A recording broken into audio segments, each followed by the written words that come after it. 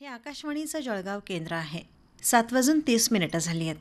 प्रसारित करत आहोत शेतकरी बांधवांसाठी कार्यक्रम शेत शिवार. मंडळी नमस्कार. शेत शिवार या कार्यक्रमात आपणा सर्वांचं सहर्ष स्वागत. मंडळी, आजच्या कार्यक्रमात आपण जागतिक वन दिनाच्या अनुषंगानं कृषी विज्ञान केंद्र पालचे वरिष्ठ शास्त्रज्ञ आणि प्रमुख प्राध्यापक महेश महाजन यांची किशोरी वाघुळदे यांनी घेतलेली मुलाखत ऐकणार आहात. मंडळी नमस्कार.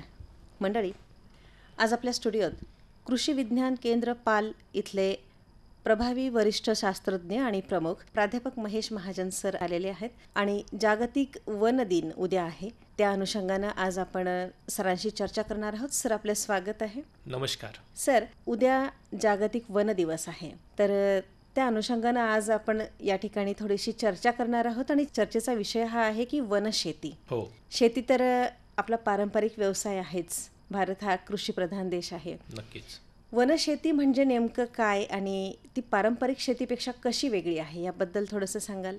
नक्कीच. सर्व शेतकरी बांधवांना माझा सप्रेम नमस्कार. आणि आपण भारतसारख्या जैवविविधतेने नटलेल्या देशामध्ये आपण राहतो, हे आपलं भाग्य. सर्वप्रथम आपल्याला हे समजून घ्यावं लागेल की ही जी काही जागतिक वन दिवस आहे, हा साजरा करण्याची गरज आपल्याला का पडली किंवा का ही संकल्पना संपूर्ण जगामध्ये आपण राबवत आहोत. तर त्याचं प्रमुख कारण असं आहे की अन्न आणि कृषी संघटना जी आहे, ह्या अन्न आणि कृषी संघटनेच्या माध्यमातून जागतिक पातळीवरती असा एक विचार करण्यात आला की दिवसेंदिवस जे काही वनांचं क्षेत्र घटत चाललेलं आहे, तर ह्या वनांच्या घट्ट प्रमाण लक्षात घेऊन त्या परिसरामध्ये किंवा त्या प्रदेशामध्ये तिथली जी काही जैवविविधता आहे किंवा तिथली जी काही झाडं झुडपं जी आहेत, संपदा जी आहे, वनसंपदा जी आहे, तिचं संवर्धन फक्त शासन नव्हे तर वेगवेगळ्या घटकांनी त्याच्यामध्ये सहभाग घेऊन ते संवर्धन करणं हे महत्त्वाचा एक हेतू ठेवून हा जागतिक वन दिवस जो आहे तो 21 मार्च ह्या दिवशी संपूर्ण जगामध्ये तो साजरा करण्यात येतो. दुसरं एक महत्त्वाचं असं आहे की आपण जर मार्च महिना जर पाहिला तर ज्योतिष्य शास्त्राप्रमाणे 21 मार्च हा जो दिवस आहे, हा दिवस आणि रात्र दोघं जे काही प्रमाण आहे किंवा वेळ आहे ती समांतर आहे. आपण म्हणतो तर त्याला विशेष असं एक महत्त्व आहे. तो एक महत्त्वाचा उद्देश संघटनेमार्फत हा पण आहे. सर्वसाधारणपणे 2013 सालापासून फूड अँड ॲग्रिकल्चर ऑर्गनायझेशनने असा एक जागतिक पातळीवरती ठराव केला. जे काही ते सदस्य राष्ट्र आहेत, त्या सदस्य राष्ट्रांनी असा एक सर्वानुमते एक ठराव केला, एक त्या ठिकाणी संकल्पना राबवण्याचा निश्चय केला की संपूर्ण जगामध्ये देश असेल, आपलं राज्य असेल, इव्हन आपला जिल्हा असेल, तर ह्या संपूर्ण जंगलांचं जे काही संवर्धन आहे ते संवर्धन व्हावं, समाजातील घटकांना याच्या संदर्भात माहिती व्हावी, त्याचं महत्त्व कळावं आणि भविष्यामध्ये हे जंगलवाढीसाठी काय आपल्याला उपाययोजना करता येतील, ह्या दृष्टीने सर्वानुमते इन्क्लुसिव्ह कशा पद्धतीने आपल्याला याच्यावर वनांच्या संवर्धनासाठी काम करता येईल, तर ह्या अनुषंगाने हा जागतिक वन दिवस साजरा करण्यात येतो. दुसरं एक महत्त्वाची बाब जर आपण यामध्ये लक्षात घेतली की शेती आणि वनशेती, प्रामुख्याने शेती हा आपला पारंपरिक व्यवसाय आहेच किंवा तो आपल्या भारतामध्ये अनादी कालापासून आपण शेती करत आहोत. आर्य संस्कृतीपासून आपण शेतीचं वारसा किंवा शेतीचं ज्ञान आपल्याला या ठिकाणी प्राप्त झालेलं आहे. जंगलात जाऊन शेती करणे म्हणजे काय की वनांचं कुठल्याही पद्धतीने नष्ट न करता आपल्याला त्या ठिकाणी ॲग्रिकल्चर जे काही क्रॉप्स आहेत किंवा आपण ज्याला पिकं म्हणतो, पिकांमध्ये फळ पिकं असतील, तुमचे भाजीपाला पिकं असतील, तुमचे कडधान्य पिकं असतील, तुमचे तृणधान्य पिकं असतील, हे जे काही पिकं आहेत ह्या पिकांची शेती वनांच्या शेतीसोबत करून आपण कशा पद्धतीने त्याचं उत्पन्न किंवा कशा पद्धतीने त्याच्यामध्ये उत्पन्नाचा स्रोत प्राप्त करू शकतो, तर असं जे काही नियोजन आहे किंवा अशी जी काही संकल्पना आहे ती म्हणजे वनशेती. की ह्या वनशेतीमध्ये कुठल्याही प्रकारचं दुष्परिणाम त्या वनांवरती होत नाही, परंतु त्याच्याऐवजी आपण त्या वनांचा जो काही संसाधन आहे किंवा रिसोर्स जो आहे तो रिसोर्स अतिरिक्त रिसोर्स म्हणून आपण ह्या आपल्या उत्पादनासाठी आपण शेतीमध्ये त्याचं कन्व्हर्जन करतो, त्याचं बदल करतो. आणि अशा पद्धतीची जी काही संकल्पना आहे ही फक्त काही ठराविक देशामध्ये नाहीच, तर जगाच्या पाठीवरती वेगवेगळे असे काही देश आहेत की त्या देशांमध्ये अशा पद्धतीचं वनशेतीचे जे काही मॉडेल आहेत किंवा वनशेती ही जी काही संकल्पना आहे ती त्या ठिकाणी काम करते आणि त्या ठिकाणी शेतकरी त्याच्यातून उत्पन्न मिळवण्याचं एक सुविधा किंवा एक चांगल्या पद्धतीचं शेती उत्पादनाचं एक व्यवसाय म्हणून त्याच्याकडे आज पाहिला जातो आहे. नक्कीच सर, वनशेती म्हणजे काय हे तर आपण खूप छान सांगितलं. या ठिकाणी सध्याची परिस्थिती काय आहे वनशेतीची? आपण आपल्या राज्याचा जर विचार केला, महाराष्ट्राचा जर विचार केला, ज्या ज्या आपल्या राज्यामध्ये पर्वतरांगा असतील, सातपुडा पर्वतरांग असेल, सह्याद्री पर्वतरांग असेल किंवा अजिंठा पर्वतरांगा असतील, तर ह्या पर्वतरांगांच्या पायथ्याशी सुद्धा तुम्हाला वेगवेगळ्या प्रकारचे त्या ठिकाणी वनं आपल्याला दिसतात. उदाहरणार्थ आपण जर आपल्या सातपुडा पर्वतरांगाचा जर विचार केला तर ह्या सातपुडा पर्वतरांगांमध्ये तुम्हाला अंजनाचे झाडं दिसतील, सागाचे झाडं दिसतील, मोहाचे झाडं दिसतील, चारोळी दिसेल, तुम्हाला देशी आवळा दिसेल, देशी जांभूळ दिसेल, देशी सीताफळ दिसेल.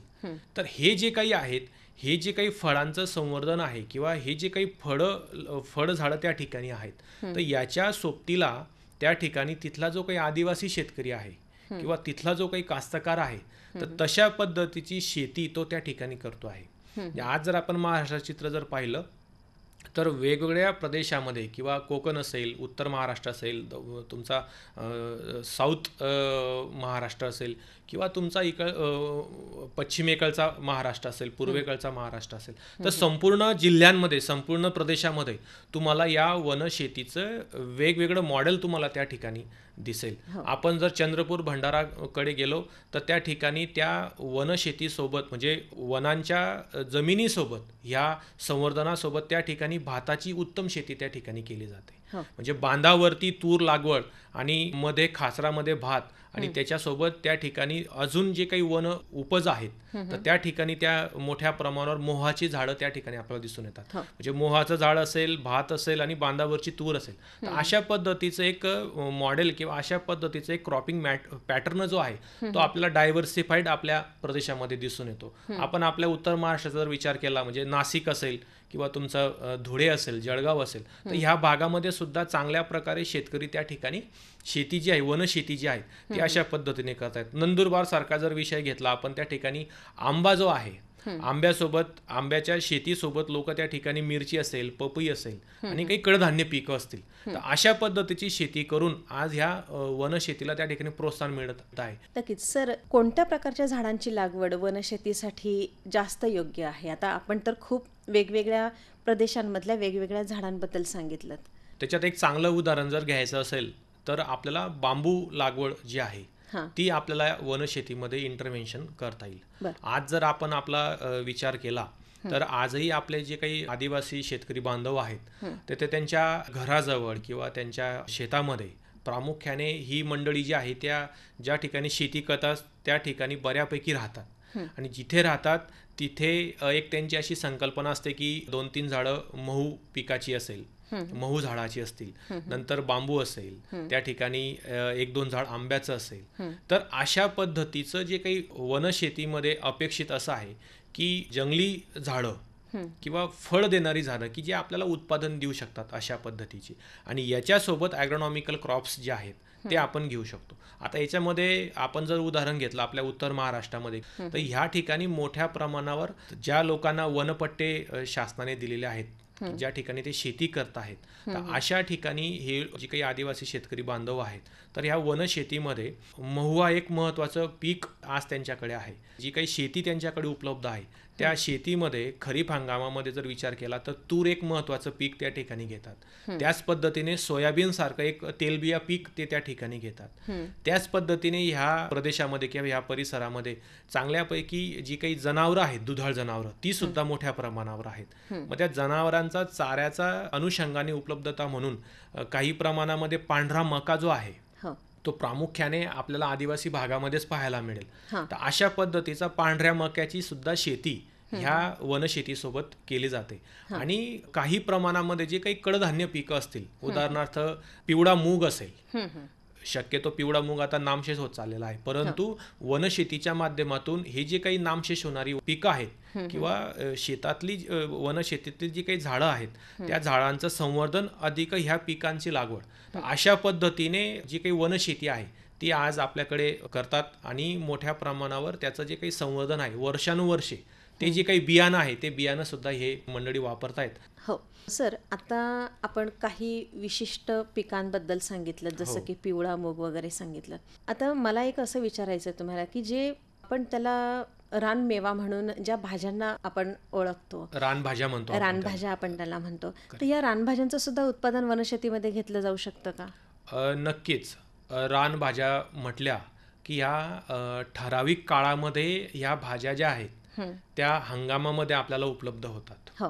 आणि विशेष करून ज्या काही भाज्या आहेत ज्या आपण शेतामध्ये लावतो, उदाहरणार्थ आपण मेथी लावतो, पालक लावतो, कोथिंबीर लावतो, ह्या भाज्या तर भेटतातच, याच्यामध्ये पोषण तत्व असतातच, परंतु याच्या सोबतीला काही अजून अशा रानभाज्या आहेत की त्या ठराविक हंगामामध्ये मिळतात. उदाहरणार्थ आंबाडीची भाजी असेल, त्याच्यानंतर फांग असेल, त्याच्यानंतर तरोटा असेल, त्याच्यानंतर बांबूची सुद्धा जे काही कंद आहेत, बांबूची जी काही कंद आहेत ती सुद्धा रानभाजी म्हणून आपण वापरू शकतो. तर ह्या ज्या काही रानभाज्या आहेत तर ह्या रानभाज्या सुद्धा एक जंगलामधलं जैवविविधतेचं एक आपल्याला या ठिकाणी लक्षात येतं की एक डायव्हर्सिफाईड किंवा वेगवेगळ्या स्पीसीज त्या ठिकाणी जंगलामध्ये आहेत. अळूची पानं असतील, तर खूप साऱ्या अशा रानभाज्या आहेत की त्या ठराविक हंगामामध्ये आपल्याला या ठिकाणी मिळतात. मग अशा रानभाज्यांचं सुद्धा संवर्धन आपण जर ह्या माध्यमातून जर केलं तर भविष्यामध्ये एक चांगल्या पद्धतीची वनसंपदेचं संवर्धन आपण त्या ठिकाणी करू शकणार आहोत. आणि ह्या रानभाज्यांचं संवर्धनासाठी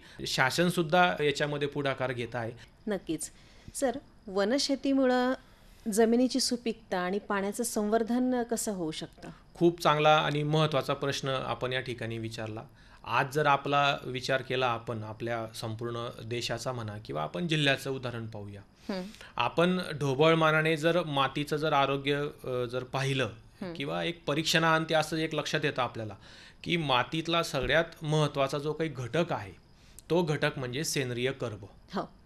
आणि जर सेंद्रिय कर्बाचं प्रमाण हे कमी असेल तर त्या ठिकाणी आपण कितीही उच्च दर्जाची किंवा गुणवत्तेची वेगवेगळी रासायनिक खतं वापरली तरी आपल्याला अपेक्षित असं उत्पादन त्या ठिकाणी मिळू शकत नाही. त्याला कारण असं आहे की सेंद्रिय कर्बाचं प्रमाण जर हे 1% कमी असेल तर त्या ठिकाणी इतर अन्नद्रव्ये जे आहे ते पिकाला उपलब्ध होत नाही किंवा कमी होतात.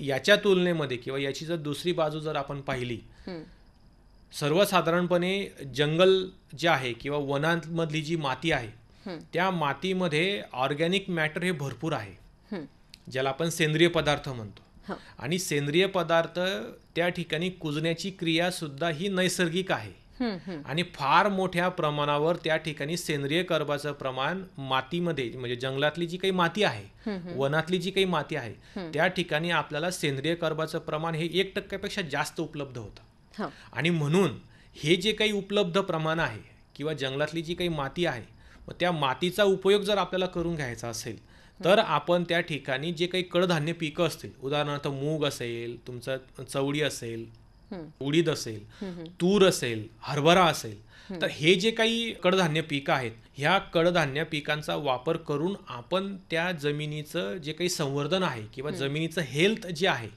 ते आपण त्या ठिकाणी कॉन्झर्व करू शकतो, ते आपण त्याला संवर्धित करू शकतो. म्हणजेच काय होणार आहे की त्या ठिकाणी मातीची जी काही धूप आहे ती होणार नाहीये. मातीचा वरच्या भागामध्ये जो काही सुपरफेशियल लेअर आपण ज्याला म्हणतो की ज्याच्यामध्ये मोठ्या प्रमाणावर ऑर्गॅनिक मॅटर आहे, ऑर्गॅनिक मॅटरचं संवर्धन जर त्या ठिकाणी जर झालं तर काही वर्षापर्यंत त्या मातीची सुपीकता ही टिकून राहण्यासाठी मदत होणार आहे. आणि याच्यासोबत जो काही पाणी आहे, जमिनीमध्ये पाण्याचं जे काही प्रमाण आहे ते नक्कीच जंगलातले जे काही झाडं आहेत ते झाडं त्यांच्या मुळाद्वारे शोषून घेतात आणि पाणी स्वतःला साठी उपलब्ध करतात.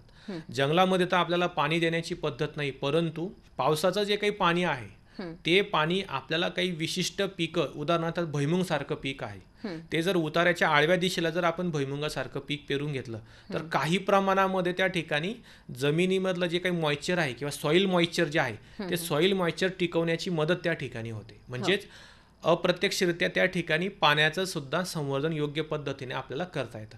तर अशा पद्धतीने वनशेतीमध्ये जर आपण वेगवेगळ्या पिकांचा जर समावेश करून घेतला, काही कंद पिकं असतील, काही शेंगवर्गीय पिकं असतील, काही सोटमूळ असणारी पिकं आहेत, काही तंतुमय पिकं आहेत की ज्यांची मुळा ज्या आहेत त्या तंतुमय आहेत, फायब्रस रूट सिस्टीम आहे. तर अशा पिकांचा जर समावेश केला आपण तर मातीची धूप, मातीची सुपीकता आणि त्याच्यासोबत जमिनीमध्ये पाणी मुरण्याचं प्रमाण सुद्धा वाढणार आहे, जेणेकरून ज्या वेळेस पाण्याची आवश्यकता आहे त्या सॉईल मॉइश्चरवरती किंवा जमिनीमधली जी काही आर्द्रता आहे त्या आर्द्रतेवरती ते पीक आपल्याला उत्पादन देऊ शकणार आहे. तर अशा पद्धतीचा फायदा आपल्याला ह्या वनशेतीच्या माध्यमातून होऊ शकतो. नक्कीच.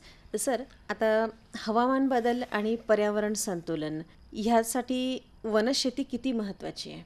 आपण जर विचार केला क्लायमेट चेंज, तर हा क्लायमेट चेंजचा जो काही परिणाम आहे हा परिणाम फक्त काही वनसंपदा नाही तर मनुष्यबळ असेल किंवा इव्हन दुधाळ जनावर असतील, सर्वच घटकांवरती आपल्याला झालेला दिसून येतो.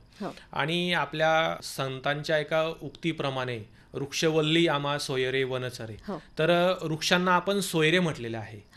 तर त्याची दुसरी बाजू ही पण आहे की मोठ्या प्रमाणावर उत्सर्जित जो काही कार्बन डायऑक्साईड आहे ते घेतात आणि आपल्या शरीरासाठी किंवा आपल्या आरोग्यासाठी किंवा पर्यावरणामध्ये ऑक्सिजन जे काही सोडण्याचं प्रमाण आहे किंवा ऑक्सिजनची जी काही मात्रा आहे ते टिकवून ठेवण्याचं काम हे सर्व वनसंपदा करते आहे किंवा झाडं झुडपं करत आहेत. तर हवामान बदलाचा जर आपण विचार केला, आज जर आपण आपल्या राज्याचा म्हणा किंवा देशाचा जर विचार केला, आपण पाहत आहोत की तापमान जे आहे ते तापमान वर्षागणिक वाढत चाललेलं आहे.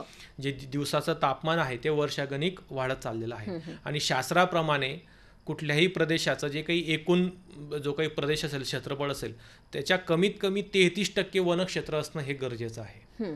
दुर्दैवाने आपण जर विचार केला तर ह्या 33% वनक्षेत्रामध्ये आज प्रत्यक्ष म्हणा किंवा अप्रत्यक्ष म्हणा त्या ठिकाणी झाडांची कत्तल होते आहे.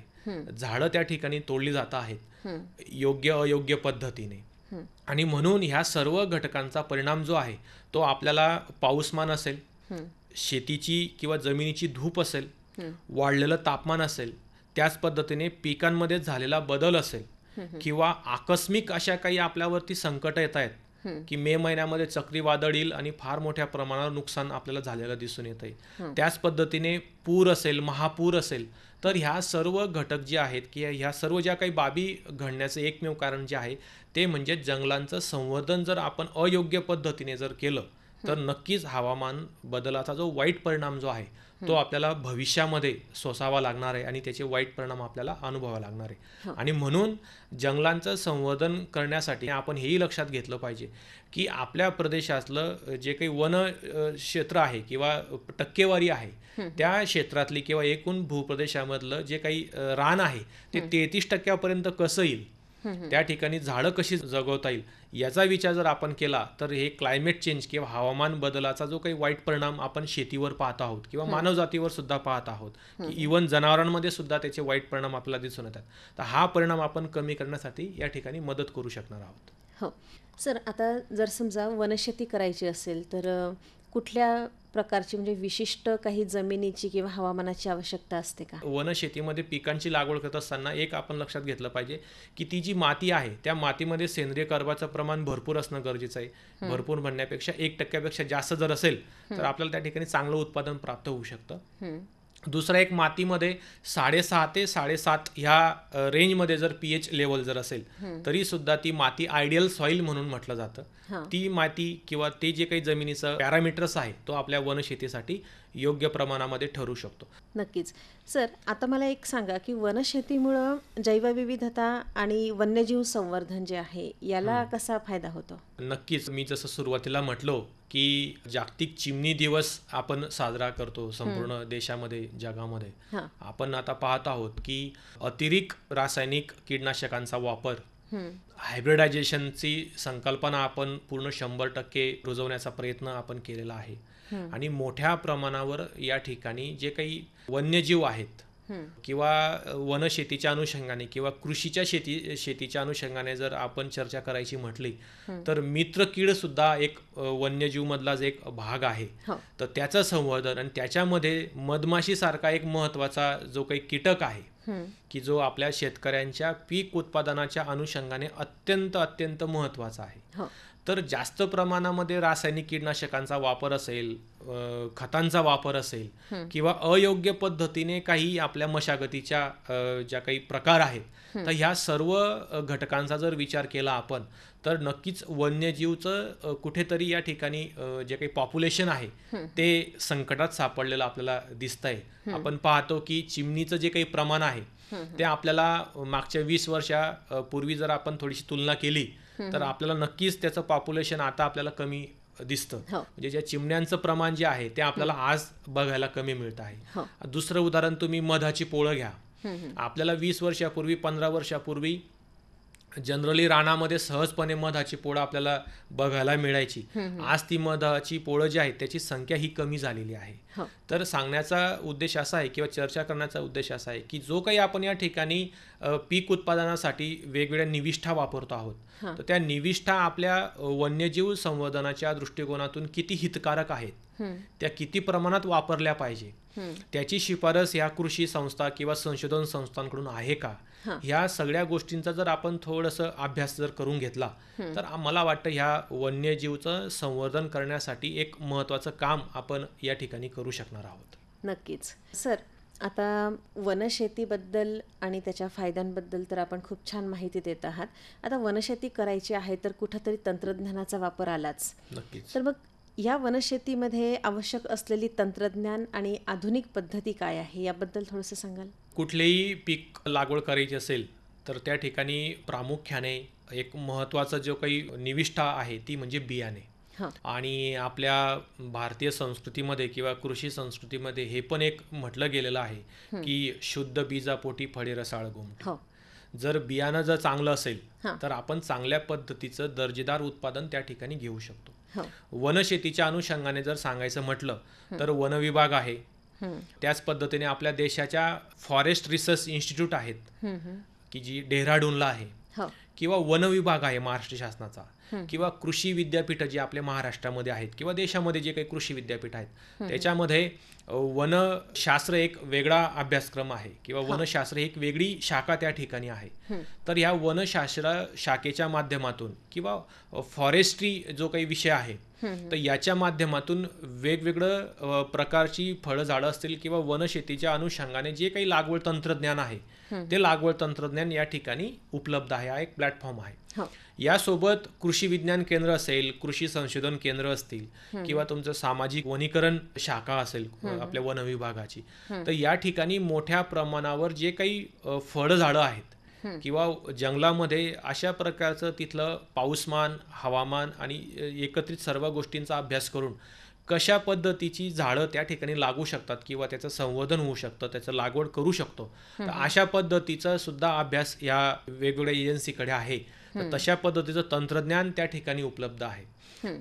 राहिला मुद्दा वेगवेगळं लागवड तंत्रज्ञानामध्ये आपल्याला खतं देण्याची गरज पडते, त्याच पद्धतीने पाणी देण्याची गरज पडते, चांगलं बियाणं उपलब्ध होण्याची गरज पडते. तर कृषी विद्यापीठ आहेत किंवा जे काही वन महाविद्यालय आहेत, फॉरेस्ट कॉलेजेस आहेत किंवा महाराष्ट्र शासनाचा वन विभाग आहे, कृषी विज्ञान केंद्र आहे, तर या ठिकाणी काही रोपवाटिका आहेत आणि ह्या रोपवाटिकामध्ये उत्तम दर्जाची रोपं या ठिकाणी आपल्याला उपलब्ध होऊ शकतात. आणि सर्वात महत्त्वाचा जो काही भाग आहे तो म्हणजे लागवड तंत्रज्ञान किंवा लागवडीच्या पद्धती. मग ते जमिनीचं उतार कसा आहे, जमिनीचा पोत कसा आहे, त्या ठिकाणी पाऊसमान किती आहे, पर्जन्यमान किती आहे, ह्या सर्व गोष्टींचा अभ्यास करून ही जी काही शास्त्रज्ञ मंडळी आहे किंवा वेगवेगळ्या संस्था आहेत, ह्या संस्था या ठिकाणी शेतकऱ्यांना किंवा तिथल्या जे काही वेगवेगळे लोकल स्टेक होल्डर्स आहेत त्यांना माहिती देण्याचं काम, प्रबोधन करण्याचं काम या ठिकाणी करतात. आणि जे काही तंत्रज्ञान आहे हे तंत्रज्ञान विद्यापीठ, कृषी विज्ञान केंद्र आणि संलग्न जे काही विभाग आहेत यांच्याकडे उपलब्ध आहे. अशा पद्धतीचं तंत्रज्ञान घेऊन आपण हे जे काही वेगवेगळ्या निविष्ठा आहेत किंवा आवश्यक बाबी आहेत त्या बाबींचं अंमलबजावणी करून आपण या ठिकाणी वनशेतीचं लागवड तंत्रज्ञान हे आत्मसात करू शकतो. हो सर, आता वनशेतीमधून जे उत्पादन मिळतं तर ह्या उत्पादनाच्या मदतीनं किंवा ह्या उत्पादनातून काही पूरक व्यवसाय करता येऊ शकतात का? नक्कीच आपल्याला या वनउपज किंवा वनशेतीच्या माध्यमातून पूरक व्यवसाय करता येऊ शकतात. आणि आपण आज पाहत आहोत की आपल्या शासनाचं धोरण जे आहे ते डबलिंग फार्मर इन्कम हां. शेतकऱ्यांचं उत्पन्न दुप्पट कसं होईल हो. ह्या दृष्टीने शासन या ठिकाणी काम करत आहे किंवा आपण योजना या ठिकाणी राबवतो आहे. याच्यामध्ये आपण महिलांचा सहभाग असेल किंवा तरुण शेतकऱ्यांचा सहभाग असेल याच्यावर आपल्याला विशेष लक्ष दिलेलं आहे आणि मोठ्या प्रमाणावर या ठिकाणी आपण पूरक व्यवसायाला या ठिकाणी आता चालना देण्याचं काम शासनामार्फत केलेलं आहे. तर प्रामुख्याने जर आपण विचार केला वनशेतीच्या अनुषंगाने तर या ठिकाणी मधुमक्षिका पालन जो आहे हा एक उत्तम व्यवसाय आपल्या ह्या वनशेतीच्या अनुषंगाने होऊ शकतो. दुसरं आपण आपल्या महाराष्ट्रामध्ये चिचपल्ली चंद्रपूर जिल्ह्यामध्ये बांबू रिसर्च अँड ट्रेनिंग इन्स्टिट्यूट आहे, BRTC ज्याला म्हणतो आपण. तर त्या ठिकाणी बांबू लागवड आणि बांबू मूल्यवर्धनाचं काम मोठ्या प्रमाणावर केलं जातं. म्हणजे आदिवासी भागामधल्या ज्या काही महिला आहेत, तरुण युवक युवती आहेत किंवा आदिवासी महिलांची जे काही गट आहेत किंवा मंडळ आहेत, तर ह्या लोकांना बांबू लागवडीचं तंत्रज्ञान सोबत बांबू लागवड केल्यानंतर त्याच्यापासून निर्मित होणाऱ्या जे काही वेगवेगळी उत्पादनं आहेत, गिफ्ट आर्टिकल असतील किंवा इंटेरियर डिझायनिंगमध्ये बांबूचा वापर अलीकडे वाढलेला आहे. गरिबांचं लाकूड म्हणून बांबूला म्हटलं जातं. तर मोठ्या प्रमाणावर बांबूचं प्लांटेशन करून बांबूचं मूल्यवर्धन करून आपण एक पूरक व्यवसाय या ठिकाणी करू शकतो. अगरबत्ती सारखा व्यवसाय आहे. छोटे छोटे जे काही गिफ्ट आर्टिकल्स आहेत ते आपण बांबूपासून बनवू शकतो. मधाची वेगवेगळे उत्पादनं आपण या घेऊ शकतो. रॉयल जेली आहे, मेन आहे, मध आहे. मधामध्ये सुद्धा आपण वेगवेगळे प्रकारची मध जे आहे ते उत्पादित करू शकतो. उदाहरणार्थ आपण फक्त आवळा शेतीमधलं मध घेऊ शकतो. त्या ठिकाणी मोहरी लागवड जर केली आपण तर जंगलात मोहरी लागवड करून रेपसीड हनी आपण त्याला मार्केटमध्ये विकू शकतो. त्याच पद्धतीने त्या ठिकाणी जर जांभूळ असेल, जामून, तर जामूनच्या फार्मिंग मधलं आलेलं मध त्याला विशेष महत्व मार्केटमध्ये आहे. म्हणजे ज्या प्रकारची शेती आपण त्या भागामध्ये करू त्या प्रकारचं उपज आपण करून त्याचं उत्तमरित्या मार्केटिंग करू शकतो. असे नानाविध प्रकारचे उत्पादनं आणि पूरक व्यवसाय जे आहेत ते आपण या ठिकाणी करू शकतो. याच्या जोडीला अलीकडे शासनाचं एक धोरण जे आहे, पर्यटनाचं धोरण शासनाने अलीकडे राबवण्याचा प्रयत्न केलेला आहे. त्याच्यामध्ये वन पर्यटन किंवा कृषी पर्यटनासारखी संकल्पना जी आहे ती आपण याच्यामध्ये समावेश करू शकतो. जेणेकरून आपली खाद्य संस्कृती, आपली पेहराव संस्कृती, आपली स्थानिक संस्कृती जी काही आहे ती जतन करण्याचं कामं होईल, ते संवर्धन करण्याचं कामं होईल आणि त्याचं प्रबोधन म्हणजे लोकांना त्याचं महत्त्व आणि संवर्धन करण्यासाठी आपण एक पुढाकार घेऊन आपण अशा पद्धतीचे वेगवेगळे जे काही व्यवसाय आहेत ते पूरक व्यवसाय म्हणून आपण त्याच्याकडे पाहू शकतो. आणि एक चांगल्या पद्धतीचे मॉडेल आपल्या महाराष्ट्रामध्ये किंवा देशामध्ये वेगवेगळ्या ठिकाणी सुरू आहेत आणि अशा पद्धतीचं लोक त्याच्यामध्ये आज सहभाग घेताना आपल्याला दिसत आहेत. नक्कीच. सर, आता जाता जाता आपल्या शेतकऱ्यांसाठी वनशेतीमधल्या काही यशस्वी उदाहरणं किंवा मॉडेल कोणती आहेत हे सांगू शकाल का? नक्कीच. वनशेतीच्या अनुषंगाने मला आपल्या जळगाव जिल्ह्यामधीलच शेतकऱ्याचं उदाहरण द्यायला आवडेल की जे कृषी विज्ञान केंद्र पालचे संपर्क शेतकरी आहेत, प्रयोगशील शेतकरी आहेत. चोपडा तालुक्यामध्ये चुंचाडे नावाचं एक गाव आहे आणि त्या ठिकाणी बालमुकुंद गरबड महाजन म्हणून शेतकरी आहेत. चांगल्या पद्धतीची शेती, काळ्या मातीची शेती त्यांच्याकडे आहे आणि जवळपास त्या शेतीमध्ये त्यांनी 980 एवढी मोहाची झाडं त्यांनी त्या ठिकाणी प्लांटेशन केलेली आहे. आणि आज एक वनशेतीचं एक उत्तम मॉडेल म्हणून आज बीजी महाजन जे आहेत शेतकरी आहेत त्यांच्याकडे पाहिलं जातं, त्यांच्या शेतीकडे पाहिलं जातं. शासनाच्या माध्यमातून त्यांना मोह शेतीवर आधारित पूरक व्यवसाय सुरू करण्यासाठी त्यांना त्या ठिकाणी मदत केली जाते आहे. त्यांनी या ठिकाणी 2007 मध्ये ह्या झाडांची लागवड केली आणि मोठ्या प्रमाणावर आज त्या झाडं जे आहेत ते फ्रुटिंग स्टेजमध्ये आहेत. त्याच पद्धतीने टोळंबी जी आहे त्या टोळंबीचं उत्पादन घेऊन ते टोळंबीचं तेल निर्मितीचं काम ते करतात. तर त्या मोहा उत्पादनापासून त्यांनी मोहकल्प, मोहाचं तेल, मोह फुलांपासून मोहरस, त्याच पद्धतीने चॉकलेट, मोहाचे लाडू, अशा पद्धतीचे वेगवेगळे पदार्थ करून त्यांनी एक चांगल्या पद्धतीचं मॉडेल आणि एक चांगल्या पद्धतीचा प्रयोग आपल्या जिल्ह्यामध्ये राबवण्याचा प्रयत्न केलेला आहे. हो, नक्कीच. सर, आता जाता जाता आपल्या शेतकरी बांधवांना आपण काय आवाहन कराल? शेतकऱ्यांना अगदी नम्रपणे हेच आवाहन करेल की आपण शेती करत असताना आपण मधमाशीचं संवर्धन करणं गरजेचं आहे. मधमाशीचं पोळं नष्ट न करता आपण त्याचं संवर्धन करावं. आपण आपल्या शेतामध्ये मित्र कीटकांचं संवर्धन करावं. जमिनीची धूप होऊ नये म्हणून आपण आपल्या शेतावरती झाडं झुडपं जी आहेत, उदाहरणार्थ चिलार असेल, त्याच पद्धतीने बांबू असेल किंवा फळं झाडं आहेत त्याची लागवड जर केली तर जमिनीची धूप कमी होईल, पाण्याचा जे काही संवर्धन आहे ते त्या ठिकाणी होईल. तर अशा सर्व गोष्टींचा जर विचार आपण केला तर मला वाटतं आपण ह्या जागतिक वन दिवस खऱ्या अर्थाने साजरा केला असं मानायला हरकत नाही. हीच एक विनंती मी या ठिकाणी शेतकऱ्यांना करणार आहे. नक्कीच सर, खूप खूप धन्यवाद. आज आपण इथं आलात आणि वनशेतीबद्दल खूप छान माहिती आपल्या शेतकरी बांधवांना दिलीत. नक्कीच याचा शेतकरी बांधवांना खूप फायदा होईल. समस्त शेतकरी बांधवांच्या वतीनं आणि आकाशवाणी परिवाराच्या वतीनं आपले खूप खूप धन्यवाद. सर्वांना नमस्कार. आताच आपण जागतिक वन दिनाच्या अनुषंगानं कृषी विज्ञान केंद्र पालचे वरिष्ठ शास्त्रज्ञ आणि प्रमुख प्राध्यापक महेश महाजन यांची किशोरी वाघोळदे यांनी घेतलेली मुलाखत